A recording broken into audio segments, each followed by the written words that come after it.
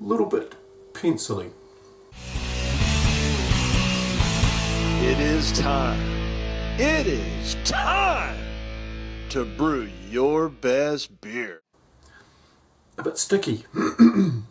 Brought to you by Beer Grains Supply Company, BrewTubers Online Brewers Club, Brew UK, Panhead Brewery, Tanner Ritchie, Finney's Homebrew Emporium, Brig Selv, Hackney Brewery, Hashigo Sake, Mangrove Jacks, Sprig and Fern Tavern, Yakima Valley Hops.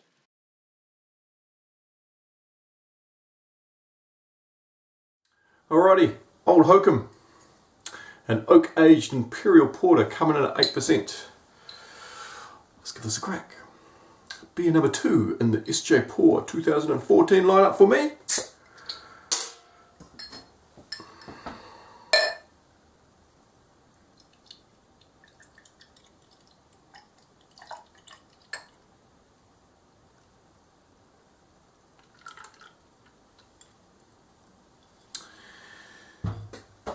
Alright, first impressions. The head's a little bit thin, just a little bit thin. It is slowly forming. Bit of chocolate on the nose, great colour, looks inviting.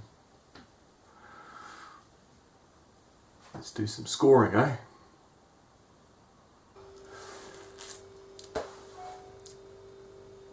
Head's disappearing really fast. It's not sticking around very much at all. It's very undercarbonated. There's not a lot of mouth feel in that carbonation at all. Which doesn't help enhance the flavour as you're drinking it.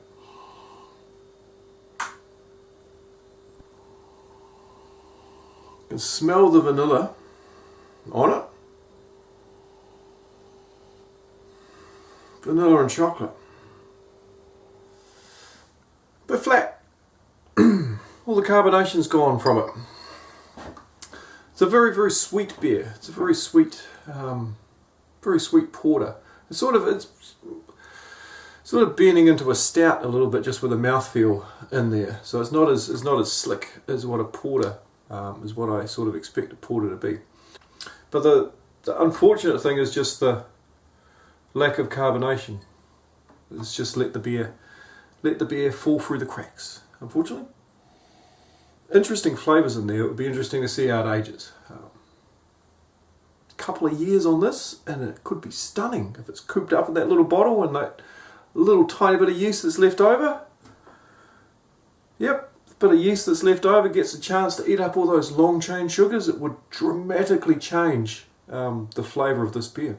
So I suggest, if you can, put a couple of these aside.